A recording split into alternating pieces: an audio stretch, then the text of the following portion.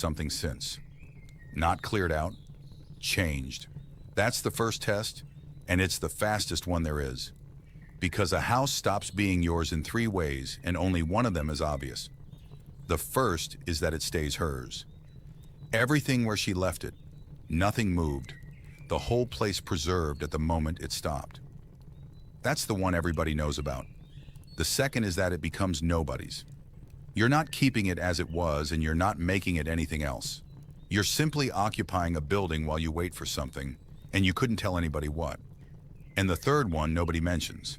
It quietly becomes your children's.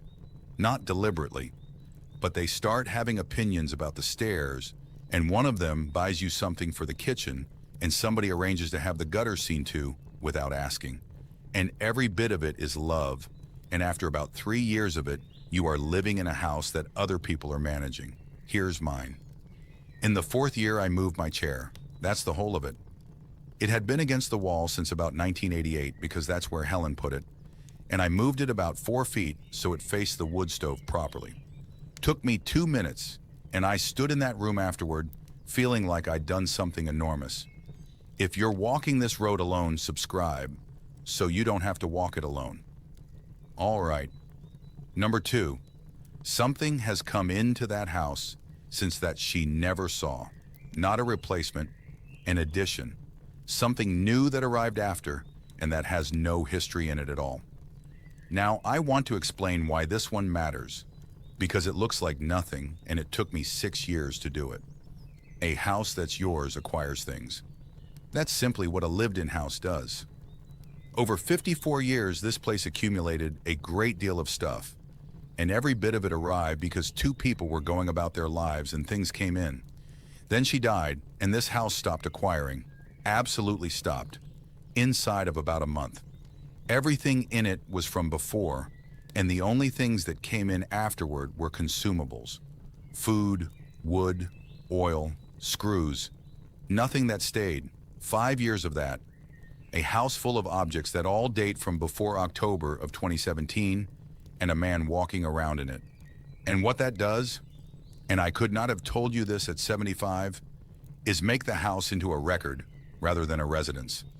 Every single thing in it points backward. There is nothing anywhere in that building that says a man is living here now. Here's the first thing that came in, a chair. Not a nice one. It's a wooden chair with a rush seat that I found at a place in Brewer for $11, and it was in poor shape, and I took it apart in the shop over about 2 weeks and put it back together properly. And it sits in the front room, and it is the only object in this house that Helen never once saw. I want to tell you what happened the first time I noticed that. I was sitting in this room and my eye went to it, and I thought, she doesn't know about that chair. And I did not care for the feeling. It's an odd one, and I'd not have predicted it. A small guilty something, as though I'd been getting on with things behind her back. Then I sat with it a while, and I understood that it was the first evidence in 5 years that I was still alive. Everything else in this house belongs to a marriage. That chair belongs to a widower who saw a thing in Brewer and thought he could fix it. And that man exists, and he has done for 9 years. And until that chair, there was not one object in the building that admitted it. I've got perhaps a dozen things now. Books that Lily sent me. A better plane I bought at an auction in 2021. The rail on those stairs, which I built myself out of ash. A bowl the Sullivan's little one made at school and gave me. None of it valuable. All of it after.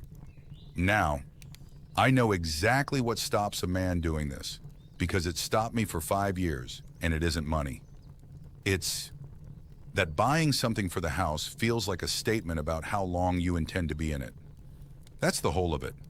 A man of 78 who buys a chair is a man who has decided he'll be sitting in chairs for a while, and there is a part of an old widower that does not want to make that declaration out loud, even to himself. So he doesn't buy the chair, and he doesn't fix the tap, and he doesn't replace the thing that broke. And he tells himself it's sensible not to be spending money at his age. It is not sensible. It's a man refusing to commit to his own remaining years. I let a kitchen tap drip for 11 months in the first year. 11 months. I'm a carpenter. I fixed everything in this building since I put it up in 1971. And I stood at that sink twice a day and listened to it and did nothing. It took 18 minutes when I finally did it. And it wasn't laziness, and it wasn't grief exactly. It was that fixing. It meant this was the arrangement now. It meant I was a man setting up his house for the way things were going to be from here. And some part of me was not prepared to concede that.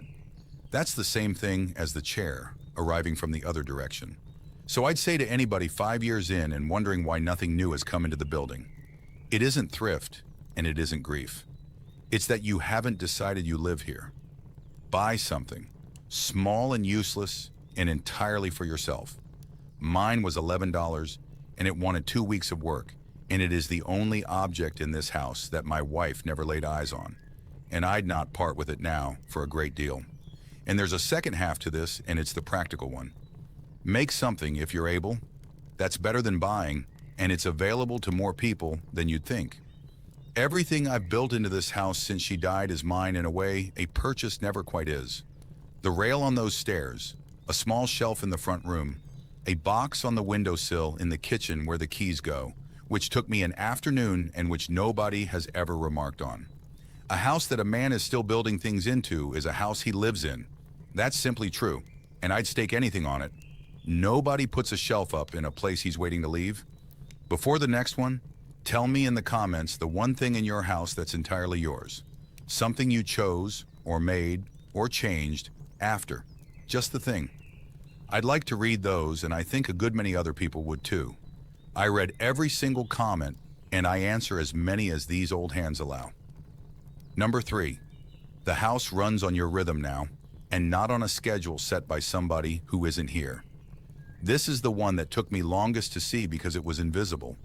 For about 4 years, this house ran on Helen's week. Laundry on Monday, the big shop on Thursday, sheets changed on a Friday, floors done Saturday morning, because that's when they were done and had been since about 1970. She'd been dead 3 years, and I was still doing sheets on a Friday. And I want to be careful about this, because there's nothing wrong with a routine, and I'm the last man who'd argue against one.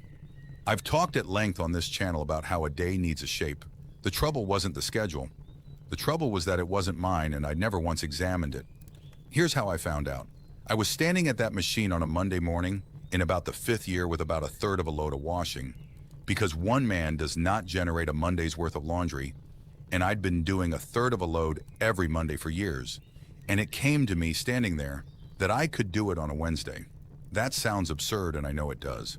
But I stood at that machine and had to actually work out whether I was allowed, and the answer was, of course, there is nobody in this building, and I've done the washing on a Wednesday ever since, and it takes half the water. That's what I mean about the rhythm. A great deal of what a man does in a house after somebody dies is not grief, and it's not habit exactly. It's a schedule that belonged to somebody else, running on with nobody at the controls. I did the same thing with the big shop. Thursdays for 40-odd years because Thursday suited her. I go Tuesday now. It's quieter in town and I like it. And the floors. That was the one I resisted longest because Saturday morning floors was so deep in this house that changing it felt like a small disloyalty.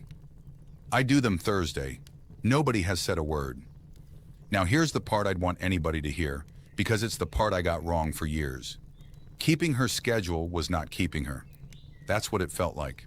It felt like the last piece of the arrangement, and letting it go felt like letting her go a bit further. It isn't. A Monday wash is not Helen. Helen is the green cup and the cedars and a door frame in that kitchen with 22 pencil marks on it and a notebook in my desk with 60 of her phrases in my own handwriting. The laundry day was never her. It was just an arrangement two people made in about 1970 for reasons that no longer apply to anybody. And I'd say the test I use now because I had to build one. Ask why once about any regular thing you do in that house, not to change it, just to find out whether there's an answer. Because there are 3 possible answers and they're very different. The first is, because it suits me. That's a keeper. Don't touch it. The second is, because it's always been that way. That's the one to look at, and there'll be more of them than you'd guess. And the third is, because she did it that way. And I'd not touch those either necessarily. Some of them are worth keeping precisely because she did them that way, and I'll come to that at the end. But you ought to know which is which. That's the whole exercise. I did about a dozen of them over the course of a winter, and I changed perhaps 4 and left the rest exactly as they were. And every one of the 8 I left is now mine because I chose it rather than inherited it. Same behavior, completely different ownership. There's a piece of this that I'd give particularly to the men because I think it lands on us harder. A good many of us did not run our own houses. I'll be honest about mine. For 54 years, I earned the money and fixed the building and did the outside, and Helen ran the inside of it entirely, and I had no more idea how this house actually operated than I did about the workings of the town office. So when she died, I inherited a system I had never once looked at. And what I did, and I'd bet a good number of men do this, is I kept running it exactly as I'd found it, because it was working, and I hadn't the first notion how any of it was put together. 4 years of a man operating a machine he did not build and could not have explained. That is not the same as grief, and I want to separate them out because I spent a long while thinking the heaviness of those years was entirely about missing her, and a fair portion of it was simply the strain of running an unfamiliar system without instructions. Once I started asking why about things, the house got easier to live in. Not emotionally, practically. Fewer steps, less water, less time. And a house that is easier to live in is a house you're less likely to start resenting, which is a thing that happens to old men in big houses and which nobody talks about at all. There's one more piece of number 3, and it's about the rooms rather than the schedule. I was using about a third of this house. That's what 4 years of somebody else's arrangement had produced. The kitchen, the front room where this chair is, the bedroom, the shop. And that's very nearly it. The room that was Susan's had not been properly used since about 1989. The one that was David's the same. The dining room, we had a dining room, we used it perhaps 6 times a year for the whole of our marriage, was a room I walked past. And I'd not thought about any of it because a man doesn't audit his own house. What I did in about the 6th year is I moved the workbench. Not the shop bench. That stays out there. That's the shop. A second bench, a small one, into the room that was David's for the fine work. The joinery and the fitting and anything that wants doing in a warm room in February, with good light rather than in a cold building 30 steps across a yard. Best decision I've made about this house since I built it. Because now I'm in 4 rooms in a normal day rather than 3, and one of them had been shut since Reagan. And I'd put that to anybody in a house that's too big for them, which is most of us at this age. Before you decide the house is too large, and people will tell you it is, and my children have gently suggested it, go and work out how many rooms you actually go into. If it's 3 out. Of 7, the house isn't too big. It's underused, which is a completely different problem, and one you can fix with a table and a lamp and a reason to be in there. Nobody suggests that. Everybody suggests moving. And I'll say the last thing about Helen because she's been in the whole of this, and I've kept her mostly to the end on purpose. She'd have been better at this than I am. I've thought about that a good deal. If it had gone the other way, if I'd been the one in that room in October and she'd been left in this house, she'd have had it sorted inside of about 8 months. She'd have moved things. She was never sentimental about furniture. She'd have had people in by the spring, and she'd have got a dog, which I've never done, and she'd have painted the front room a color I'd not have chosen, and she'd have been perfectly happy about it. That's not me being hard on myself. It's simply that she was better at living than I was and always had been. And I learned most of what I know about it from watching her do it for 54 years. So when I moved that chair 4 feet, and when I bought the $11 one in Brewer, and when I put a bench in a room that had been shut since 1989, I want to be honest that I was not being brave. I was doing what she'd have done, late and badly, and about 5 years after she'd have done it. She'd find the whole business funny. She'd find the fortnight I spent thinking about a smell in a hallway particularly funny, and she'd have said something about it in about 6 words, and I'd have pretended not to know what she meant. That's the last argument I lost in this house, and I've been losing it in her favor for 9 years, and the place is better for it. Number 4 now, and this is the one I promised you. Stay with me. Number 4. Remember I said number 4 is the one my daughter said to me. Here it is. She came up one weekend in about the 6th year, and somewhere on the Saturday, she stopped in the hall and said, "It smells like you in here now." And I did not know what to do with that at all. I want to give you the whole of it, because it's the strangest and truest thing anybody has said to me about this house. Susan is a nurse. She's 55, and she notices things. It's her trade, and it's also simply how she's built, and she says them plainly, which is not always comfortable. She'd come up from Boston, and she'd been in the house perhaps 20 minutes, and she stopped in that hall with her bag still in her hand and said it, and she meant nothing by it. She was making an observation the way you'd remark on the weather. I said something like, "Oh," and we went on into the kitchen. But I thought about it for the whole of the next fortnight, and I'm still thinking about it 6 years later. Because she was right, and I hadn't noticed, and I want to describe what she was actually noticing. For 54 years, this house smelled like Helen. Not her particularly, her arrangements. The soap she bought, something she used on the floors. The way she cooked, which was different from how I cook. There was a smell to this building, and it was hers, and I had lived inside it since 1963 without ever once registering it the way you don't smell your own house. And after she died, that faded out over about 2 or 3 years, slowly, without any event the way those things go. And something else came in. Wood smoke, mostly. I heat with wood, and I have for 50 years, but there's more of it now because I keep that stove going harder than we used to. Coffee. I make it stronger than she did. And cut pine, which comes in off my coat and my boots from the shop. Every day, all year. Wood smoke, coffee, and sawdust. That's what my daughter walked into. Now here's what I did with it, and it took me that fortnight. My first feeling was that I had erased her. That's the honest account. My first feeling, standing in that hall after Susan said it, was something close to shame. As though I had let a thing go that I ought to have held on to, and the proof of it was in the air of my own house. And then I sat with it, in that chair, for a good while over a couple of weeks. And what I came round to is this. You cannot preserve a smell.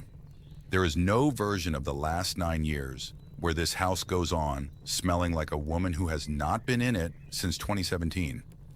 That was never available, and no amount of loyalty would have produced it. The only question was ever whether it would smell like something else or like nothing at all. And a house that smells like nothing is a house nobody lives in. So it smells like wood smoke and coffee and sawdust. And that is not the erasure of Helen. It's the evidence that a man is in the building doing things. Burning wood, making coffee, walking in from a shop where he's been working since 9 that morning. That's what my daughter actually said to me in that hall. She said, "Somebody lives here." It took me a fortnight to hear it that way, and then I could not hear it any other way. And I'd put this to anybody who's some years into living alone. Go and stand outside your own back door for a minute and then come in. You cannot smell your own house from inside it. You've got to leave and come back. Walk to the end of the drive and stand there, and then come in through that door and take one breath. Something will be there or nothing will. If it's her soap and her arrangements, 3 years on, then you have kept the house and not moved into it. And I'd say that gently because I did the same. If it's nothing at all, and this is the one I'd worry about, then very little is happening in that building. No fire, no cooking, nothing coming in off a coat. A house with no smell is a house where a man is sitting still. And if it's yours, whatever yours is, and it'll be something you'd never have chosen and can't quite name, then it's your house. That's the whole test, and it costs you a walk to the end of the drive. Now, I've thought a great deal about why that particular thing carried so much, since it's only air. And here's where I've come out. A smell is the one thing in a house that cannot be arranged. You can move a chair on purpose. You can buy something on purpose. You can change the laundry day by deciding to. You cannot decide what your house smells like. It is produced entirely by what actually happens in the building, day after day, and it will not be faked, and it cannot be tidied before your daughter arrives, which makes it the only honest witness in the place. Everything else in a house can be staged. I've done it. I've tidied before my children came, the way everybody does, and put things where they'd look right. And they walk in and see a well-kept house and go away reassured. The air tells them the truth anyway. It tells them whether anybody cooked here this week, whether there's been a fire, whether a man has been out to that shop or has been sitting in a chair for 4 days. Susan knew more about my actual life from 20 minutes in that hall than from a year of Thursday telephone calls, and I'd given her honest answers on most of those calls.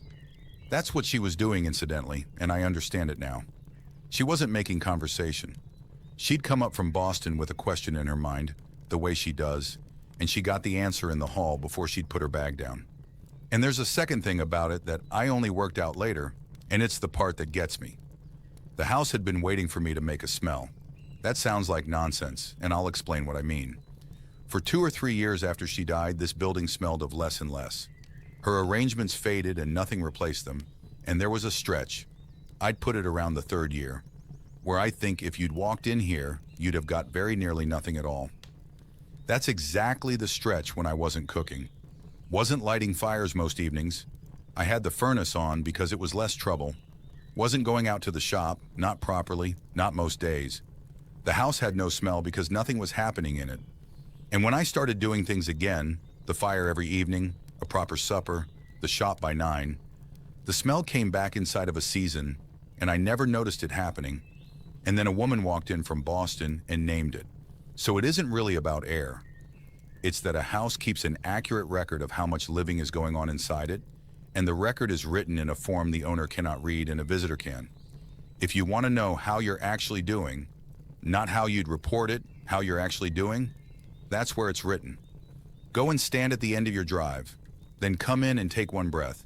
It'll tell you the truth, and it won't be kind about it, and it can't be argued with, which is more than can be.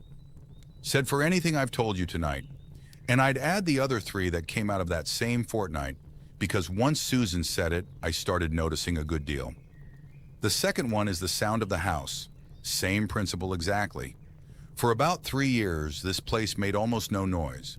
No radio, no kettle going more than once, no music, no voice in it at all, because a man on his own doesn't speak, and I went 4 days once without saying a word out loud. Now there's a radio on in the kitchen for an hour most mornings, the way Helen had it for 45 years, and I never once noticed. There's a kettle several times a day.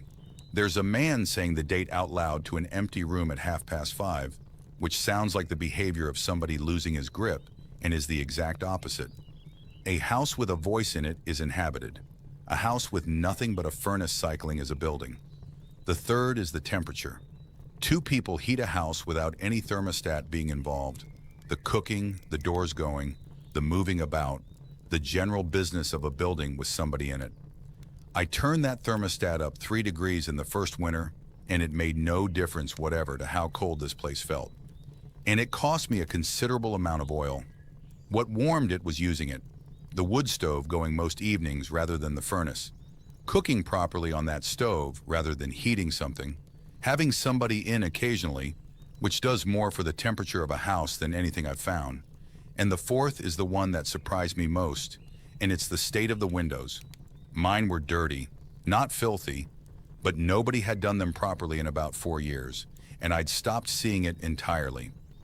I did them in an afternoon in the 6th year, and I sat in this chair that evening, and the room was different. Not cleaner, brighter, and the cedars looked like they'd been repainted. That's 4 years of light I'd been going without because a man on his own stopped seeing his own house. Nobody comes to make you see it. That's the whole trouble, and it's why my daughter's remark in a hallway was worth more to me than anything I worked out on my own. So if you've nobody coming to say it, walk out and come back in, and once a year do the windows. I'd not have put that on a list about a house being yours.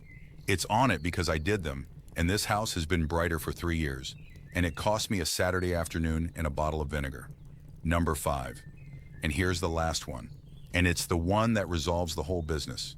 Her things are still in this house, and that is not a contradiction. It's the point. Because I've spent this whole talk telling you to change things, and move things, and bring things in, and somebody watching is going to conclude that a house being yours means clearing the rest of it out.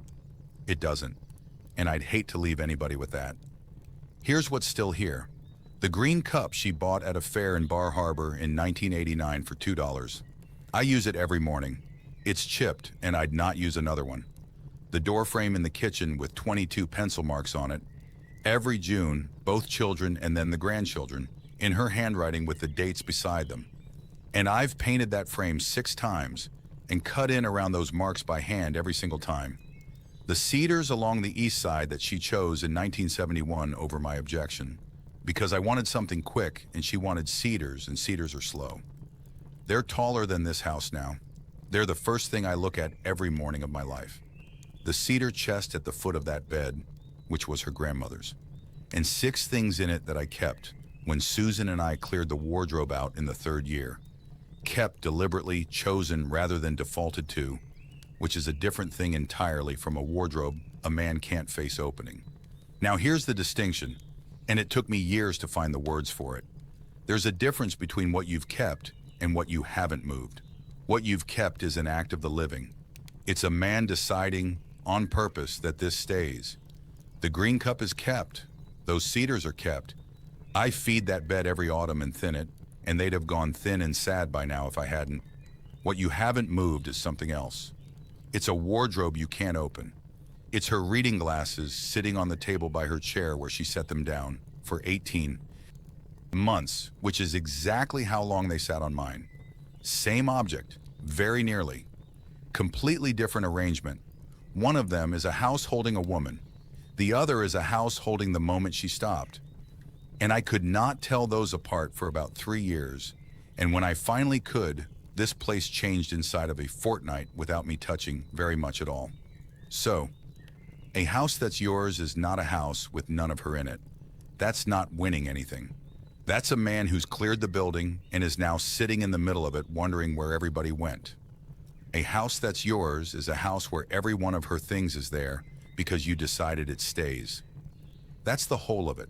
That's the difference between a museum and a home, and it's a decision rather than an object, and nobody can see it from the road. Now, I want to give you the test I use, since I've been talking about a distinction, and a distinction is no good without one. Ask yourself whether you could move it, not whether you want to, whether you could, whether the thought of putting it somewhere else produces a decision or produces a wall. Her reading glasses were a wall. I could not have moved those glasses in the first year, and I want to say that plainly because I'd not have anybody hearing me be brisk about it. I walked past that table twice a day for 18 months, and the glasses sat there, and I could not touch them. The green cup is a decision. I could put that cup in a cupboard tomorrow morning. I know exactly what would happen if I did. Very little, and I'd get it back out on the Thursday, which is precisely why it's on that table. It's there because every morning I take it down and use it and put it back, and that is 9 years of a man choosing something rather than 9 years of a man unable to. Same shelf, same woman. Entirely different arrangement, and only one of them is a house. And here's what I did about the glasses, since somebody's going to ask. About 18 months in, I picked them up and held them a while and cried, which is not a thing I do often, and then I put them in the drawer of her nightstand with the other things of hers I was keeping. Not thrown out, kept deliberately in a place where they're being kept rather than a place where they were abandoned mid-use.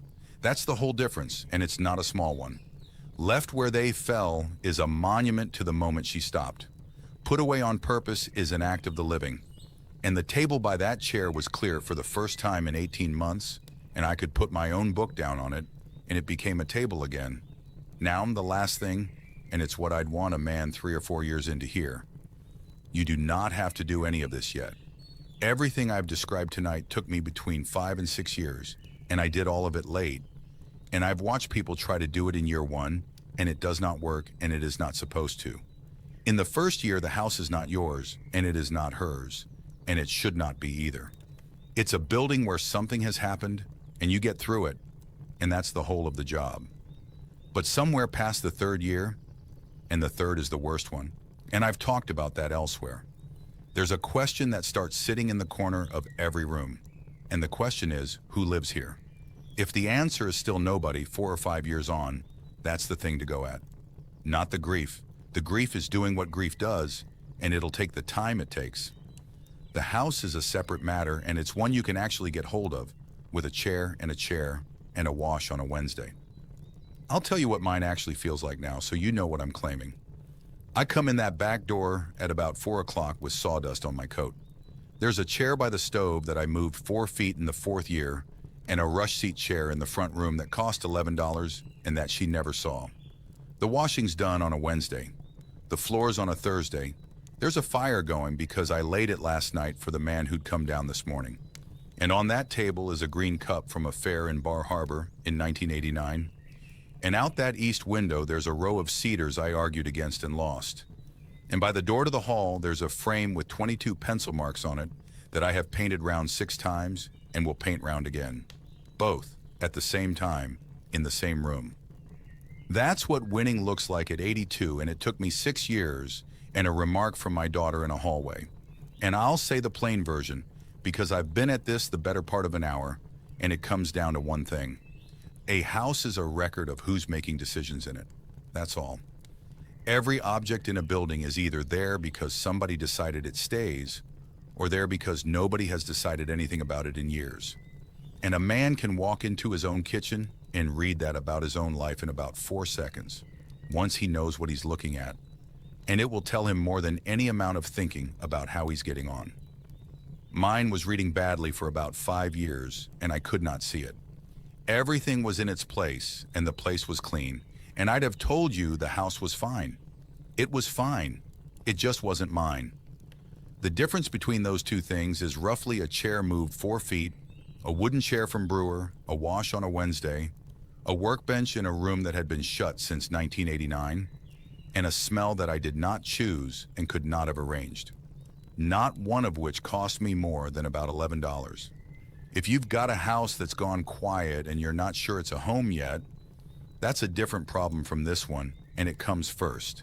And I made another talk about exactly that, about the 4 things I did to turn this building back into somewhere a man could live. It's right there on the screen. The kettle's still warm. I'll see you there.